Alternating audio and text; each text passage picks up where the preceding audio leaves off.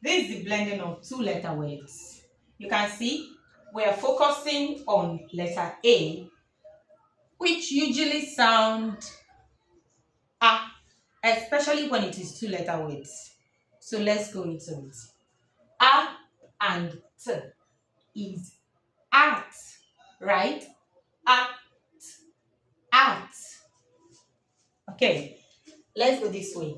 A and as, a and am, a and an. And this is joining of two consonant letters. It's just one sound that is going to make.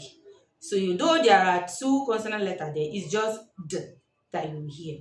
So this is a and the. It gives you add. There are so many of them that you can use to teach your child at home.